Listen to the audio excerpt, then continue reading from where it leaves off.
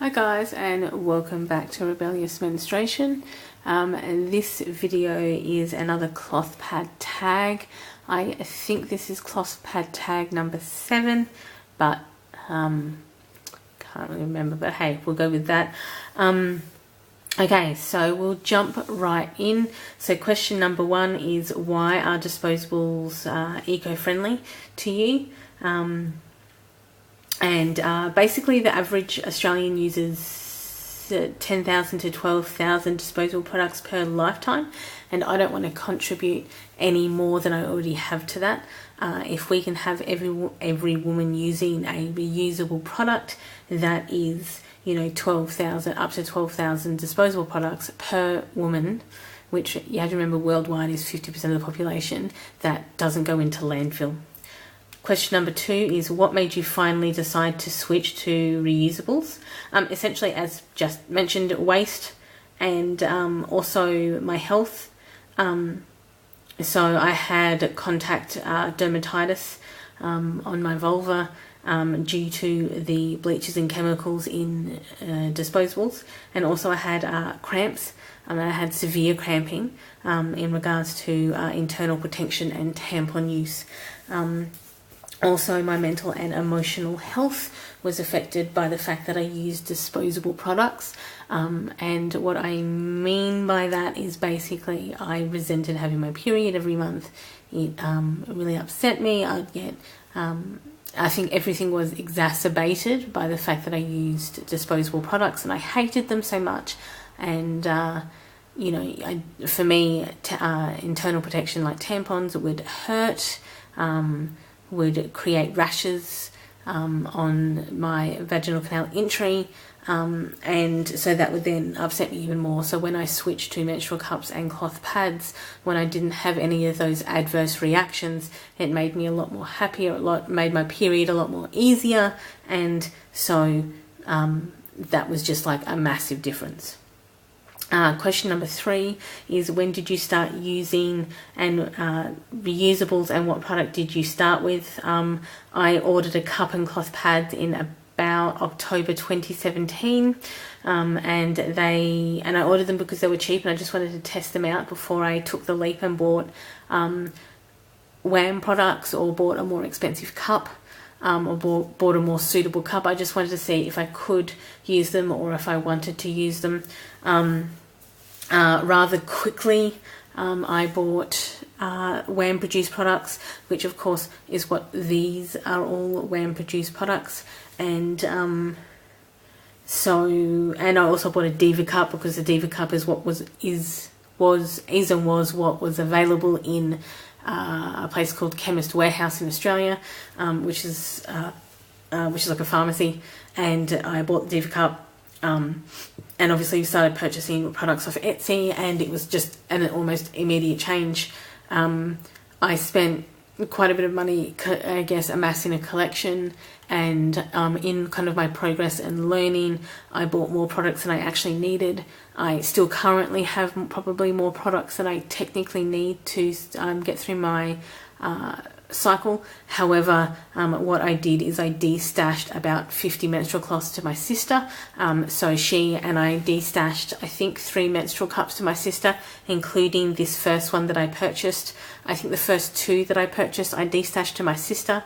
I have also since purchased my sister a Ruby cup and a Yuki cup in one of those like 2-for-1 deals, or those, kind of buy 2 deals that Yuki and Ruby cup had. And I've actually given her, I guess, her own. I also bought her own kitty cat cloth because she's a front bleeder. So, and then I've also given my Diva cup and de-stashed another collection of cloth pads to another friend of mine. So I have in effect started, and then I also de-stashed some of my overnights to another friend. So, because I had like 7 overnights that I didn't need, and 2 of them were because I didn't read the description properly enough, so that was my own fault. So I have started 3 people's cloth collections. I've actually pretty much completed my sister's, so she doesn't need to purchase anymore, but so, yes, anyway, that was probably a long answer for a cloth pad tag, but yeah, so I did order a cup and cloth pads at the same time, and then quite rapidly collected more and got ones that suited me more or suited me better. Question number 4 is, how have your views changed? And so I use far more plastic in general in my everyday life. I am more conscious of my dietary choices and changes. Don't get me wrong, I haven't stopped eating sugar or stopped drinking soda or stopped drinking coffee or anything, but I tend to have less of them, and have actually added more supplements to my diet and milkshakes. And I have tried to have a much greater control over my portion control, because I would just eat whenever the hell I wanted and whenever the hell I wanted. And to a certain extent, I still do that. I just try and eat less at a time. And actually, if you go back onto my Insta feed, you will actually see that I used baby wipes back then. I now use reusable baby wipes, and just to help like clean up. So I use like reusable wipes now, and I don't use plastic now. I buy more glass now. I always used to carry bags in my bag, like as in shopping bags in my bag. And I always used to, if I was doing a big, like, so I just have one in my bag just in case I stop by the shop. I've always had water bottles. Ever since I was a kid, we've had water bottles and carried shopping bags. So those things kind of didn't change because I've already been doing them. I never really drank out of straws particularly that much, but I do have steel straws now that I use because I drink thick shakes, so or smoothies, should I say. So I didn't really drink out of straws generally, but I do have steel straws for my smoothies. Question number 5 is, what do you do differently now that you use reusables? As to functionality, reusables are really easy to integrate into my life, so they're really easily integrated into my wash routine. I just like literally soak it in oxy bleach before I wash it, throw it in with my normal clothes. I don't put them on a laundry cycle or a lingerie cycle or anything like that. I just literally throw them in with the rest of my underwear and socks and bras and whatever else I'm throwing in, wash them, hang them out on the line in the sun, and so they're not the only thing that probably, and even when I go to work and take, say, cloth pads to work, if I'm not wearing my menstrual cup, is, I put them in my wet bag, I bring them home, and they don't smell, they don't cause a problem, and then, so they really haven't changed, the functionality of my life. They've changed how much better I feel, for sure.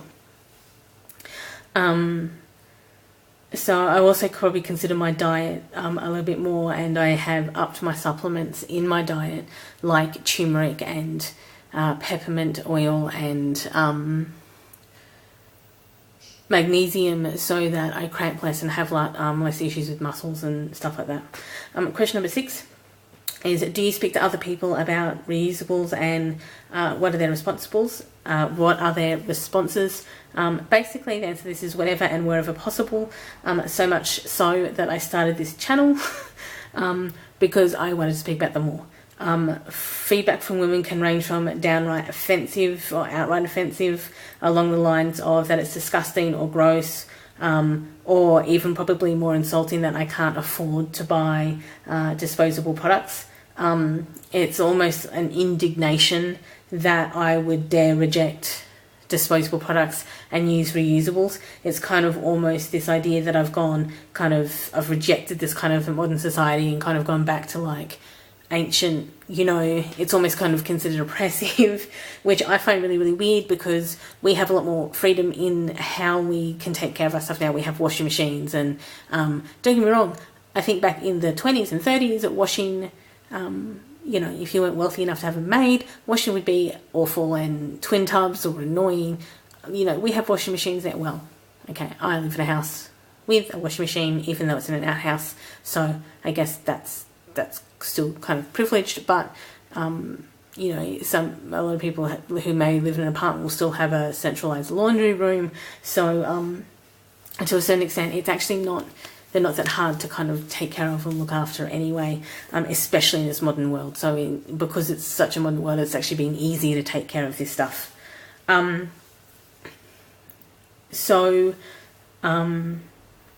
And then, you know, so women kind of range from that type of attitude to kind of vague interest, in which case I kind of jump right in and be all like, rah, this is all amazing. And I do actually have a pack of products that I like use as like an education tool, so they can just see them and, you know, just see what they like and see how they function. Men have actually been kind of more interested, engaged and curious about this. And so they're kind of like, oh, that's fascinating, that's really interesting, rah, rah, rah. And I think it's probably because they don't really deal with it on a biological daily function, unless even though they probably wouldn't deal with it with their partners, wives and daughters, just because probably the women would be dealing with that. But yeah, so they're kind of far more engaged in and interested in what's going on. But this also probably indicates the patriarchal shift is that women are taught to be ashamed of their bodily functions, and also possibly men are not informed of female bodily functions as much as possible. So if you have a reasonable conversation, or you're like, oh no, this is what I do, most men are like, oh, that's different, but they don't necessarily always know. You know, they know kind of theoretically that tampons and pads exist, but they don't really know the functionality in the sense of an everyday usage. Question number 7 is, has it connected you to other women? Not in kind of real life, I guess, or not practically. Apart from destination to my sister and a friend, but we kind of discuss those type of things anyway, so it hasn't necessarily made me closer or anything. However, I have watched a lot of YouTube videos and created my own channel. So hopefully, I don't know, lots of people are watching this, and I, you know, hope women and men are watching this, and everybody in between. So number 8 is, has it led to other interests? Within menstrual health, period poverty and environmental waste, absolutely. And also probably working against and preventing shame and embarrassment about menstrual hygiene, both on Instagram and on here and on YouTube, and also probably looking at you know, like when people kind of say, well, you shouldn't use plastic. Well, no, you shouldn't, but if you're using pads, then you're a hypocrite. So I kind of point out that those types of things as well, because a lot of women don't think about it at all. So that is the finish of this cloth pad tag. I hope you liked it. The questions will be in the description below, so please feel free to jump on in and do a cloth pad tag if you're on YouTube. The more answers and information that we can get out there, the better it is for everybody. Outside of that, enjoy the rest of your day or evening, depending on when you are watching this video. And any other questions, all my details are in the description. Bye.